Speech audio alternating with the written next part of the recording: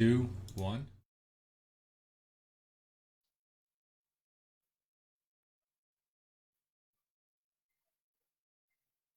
Hello, everybody. Mark and Adi here again for Master This, where we teach you a new skill in the workplace or at home to help you gain more mastery and ability in your life.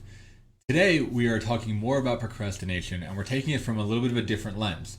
Last week, we talked a lot about, or last couple of weeks actually, we talked a lot about different strategies to overcome procrastination.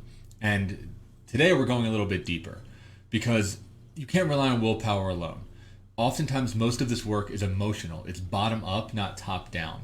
So, even though you might know what to do, right, oftentimes there's a giant emotional barrier or emotional resistance in the way of you actually getting it done. There's an emotional stream you have to navigate. So Adit's going to tell us more about the unconscious, about where those emotions might come from, and how to work with them. Adit, take it away. Hey, thank you. Hi, everyone. So, the unconscious is something that maybe most of you are very familiar with if you are either in therapy or are a therapist. However, there's so many definitions and so many ways to think about it. So, I'm going to kind of narrow it down, be really reductive for a minute here, just to make it a concept that we can talk about together in the next kind of 15 minutes. So when we refer to the unconscious in this context, we're talking about dynamic forces that we're not aware of, parts of the self, parts of our psyche that have tremendous power and are trying to serve us, trying to protect us, trying to work for us to minimize pain and maximize um, gain, pleasure, connection, whatever it is that we need in order to survive and thrive in ways that we're not really in touch with, not directly anyway. So the end is always trying to work in our service, even though it can be very misguided. And I will give an analogy in a minute to explain what I mean. It is filled with memories, past experiences, body memory, and other parts of the self that interact with each other without us consciously thinking and knowing in the way that we know verbally what's really going on in there. And I'll give a little bit of an example that I often see in my group work. When we are in a group, there are many unconscious processes because people bring all their past with them into the group. And something that often happens is that somebody really, really needs to go to the bathroom suddenly. And of course, sometimes we need to go to the bathroom. There is this reality that your bladder is full and you need to go to pee, and that's okay. When you are open to looking at maybe there was something more going on, when you come back from the bathroom, if somebody asks you about it, you might be able to reflect on the interaction that came before and realize that you're unconscious, that your bladder was working in the service of the unconscious, helping you get away from something that was emotionally feeling unsafe, overwhelming, aggravating in some way. Maybe somebody was talking about a topic that you have some trauma about. Maybe somebody was reminding you of a past person in your life that you have a lot of anger toward and you're scared of your own anger. In your conscious mind, the conscious mind said, go to the bathroom, your bladder is full. Your unconscious mind created that situation for you. So a lot of time, our unconscious is creating a situation for us that in our cognitive processing, we give it meaning, which is partial. And we are not aware that the unconscious was in the service of getting us there.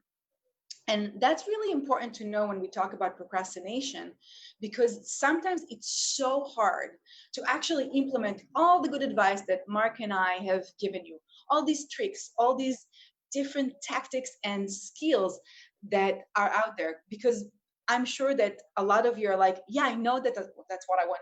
That's what I need to do. That's what I want to do. And something is in my way. That something might be some unconscious processes.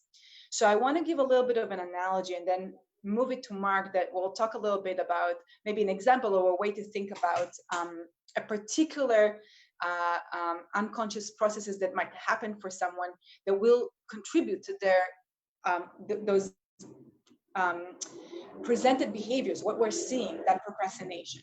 So my analogy is, the unconscious is a little bit like a setting on a thermostat. Somebody set up the thermostat for a particular temperature.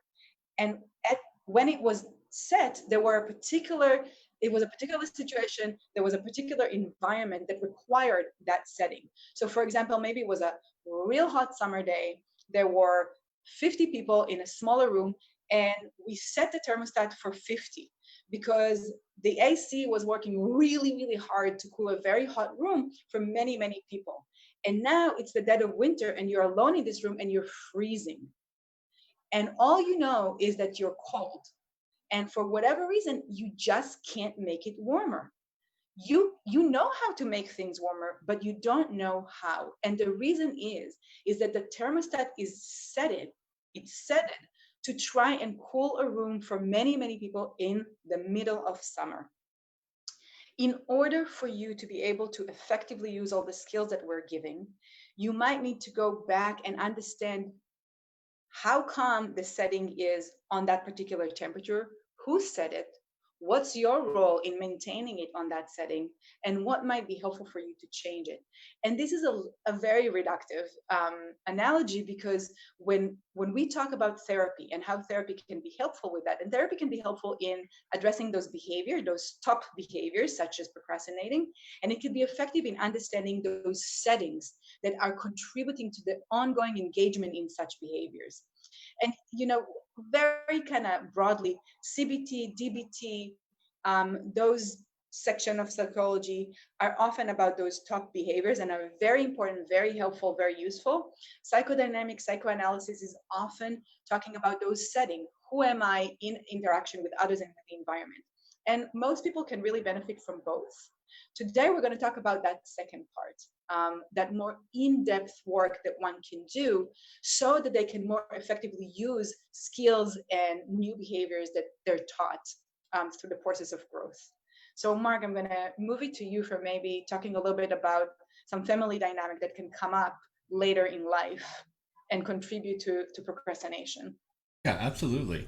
I love what you said about the thermostat. I love the idea that, those listening, the unconscious, it's a part of you. It's not you in a way. It's kind of an old part that is conditioned, that's trained. It's part of you that's young, that made conclusions about the world, that's still acting out. So for those of you that are hearing this and are like, oh my God, like maybe I do have some of these. First, I want to say everybody has all of these, right? Everybody has some of these. Everybody struggles with this. And the fact that you're willing to look at and potentially even work with is a really brave and courageous thing to do. So I think it will end up being some of the harsh work of your entire life, but one of the most meaningful things that you can do is to actually go back, deprogram some of those settings, feel through those feelings, and create more freedom in your life. So I'd love to hear if anything that we said triggered any thoughts in you, any unconscious behaviors you think you might have, any resistances that you might be experiencing. We just want to know kind of what gets in the way, so that we can tune our future broadcasts to talk about some of those things directly and hopefully provide some value to our listeners. So as far as an example, a really common one, especially in my generation, the millennial generation, is the idea of having a highly anxious parent, or often a hover parent is what they're often called, an overprotective parent. And the idea is that if you have an overprotective parent, oftentimes they don't want their children to fail because they're so afraid, they're so anxious. Oftentimes the children's performance is tied up very directly with their own sense of self, right? As a parent, if they have a good kid, that means that they're a good mother or a good father, right? It's very intertwined with who they are. So they're very invested in the kid performing a certain way, looking a certain way, being a certain way, succeeding in a certain way. And that means not failing. So that comes from love. I think it comes from love. Also, fear. But I think it does come from a place of love. But what often can happen with that is that the parent will swoop in and hover and insulate the child from failure, right? Make sure that the kid always, passes his test. Make sure that if the kid, messes up in school, it's the parent that's calling the teacher and yelling, right? Or if the parent doesn't get on the baseball team, it's the parent that makes sure that the kid gets on by, calling the coach, right? Coming in and trying to fix those problems and not allowing the kid to fail.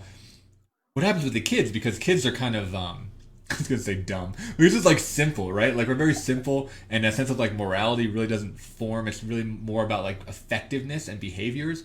The kid learns unconsciously to not try because they know through many, many repetitions that their parent will always be there to fix the problem, right? That they start to believe that they can't fail, because their mother or their father or another family figure has their back. And again, while this can appear like love and it can look like love, and sometimes it's kind of what has to happen, over time the kid learns to procrastinate, right? We learn that there's no real consequences for our actions. Similarly, right, the child doesn't have an experience of failure, which for those of you out there who have failed, it sucks, right? It really hurts. It's an awful emotional experience.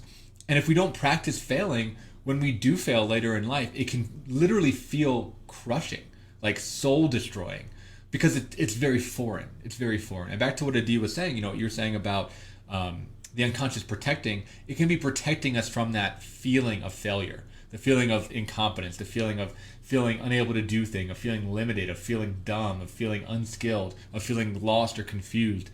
In order to protect us from that feeling, procrastination arises, right? Procrastination arises hoping that either someone will swoop in and save, right? Or just hoping that problem will go away. Or insulating with some thoughts we talked about very early on that are kind of buffering the failure, right? Finding a way to not take responsibility for the failure or not take responsibility for our own actions. There's a lot of mental gymnastics that the mind can do to protect from a feeling that we don't have a lot of experience with. The feeling of failure and incompetence is one of them. Other ones that are really common, grief is a really big one. Anger is a really big one. For some people, joy and pleasure is actually a big one. So anything that we really didn't get experience with as a child, our unconscious will kind of activate to insulate us from having that experience because it does feel foreign. It feels kind of alien. Adi, any thoughts on that one? Absolutely. One thing that I think of, if we think even more in depth about this, if that's the connection we had with our parent, then that is a protective, important connection. Children operate on survival. They need their adult in order to survive. And so if there is a dynamic that connected you, that create connection between you and the parent, that dynamic will be precious, even if it wasn't healthy for you and it didn't teach you what you needed to know in order to excel. So you might have a real hard time behaving differently, because behaving differently means disconnect from a parent, disconnect from the dynamic in which I am not doing what I need to do. I am waiting for the last minute. Parent sweeps in and saves me. And that is when I feel connected. In that moment, the parent is very emotionally present. Even if the emotion is very overwhelming for the child, there is an emotional connection. The anxiety is mutual. The anger and frustration is mutual. So if you start behaving differently, you will have to let go of this fantasy relationship, this bubble of parent-child. And you might not be aware of it. You might say to yourself right now, I'm so happy I'm not stuck in this dynamic anymore. It was awful. That's right. And there is a part of you that hasn't learned another potent, present way to be connected emotionally to others. And that part is hungry. And if it's there, it might prevent you or be in your way of being very effective with the skills that we had talked about in the last couple of weeks. So going in deeper might teach you where you might need to mourn a connection that is both precious and no longer effective. How are the ways of being that you present in the world maintain something that was important in childhood and right now is no longer effective for you? And I can't recommend enough working on it. My way is group therapy. In group therapy, things come up. It's really wonderful because other people will push and pull with their dynamic, and you will learn so much about yourself. And you do whatever works for you to really understand these things. And again, I would love to hear from you if this brings up any thoughts about perhaps how were you connected to your parent? When was the intense emotional connection moments in your family that could potentially be related to the issue of procrastination? In what way a part of you might be procrastinating in order to protect a connection? Yeah, and as we're wrapping up here, I want to leave you with one tool that I see a lot in my groups as well. Is when I hear somebody, so if you, listener, right, if you hear yourself say, it can't be this way, or it has to be the way that I'm doing it, if something feels so rigid and anything to the contrary feels like alien, foreign, wrong, disturbing, that's a really good signal that you're in an unconscious pattern. Because one of my beliefs is that everything is negotiable in a way, and we can renegotiate the way we interact with our world. We can develop different patterns, but there's these giant resistances to be like, no, it has to be this way. I have to feel this way. I have to work this way. And group is a great way because you interact with other people that don't have those barriers, right? They just act in a way that you think is impossible, right? Not only you think is impossible, that you feel, like viscerally feel is impossible. They're able to easily move through barriers that feel insurmountable for us. So I would encourage you throughout the week to kind of monitor this. If you feel those hard walls of have to, should, can't, to notice where those come up and start to think how they might relate to your childhood. So thank you for joining us. Let us know your thoughts. Let us know if this type of content is interesting to you. If you'd like more deep dives from the psychoanalytic, psychodynamic perspective, and we will see you all next week. Take care. Everyone. Bye.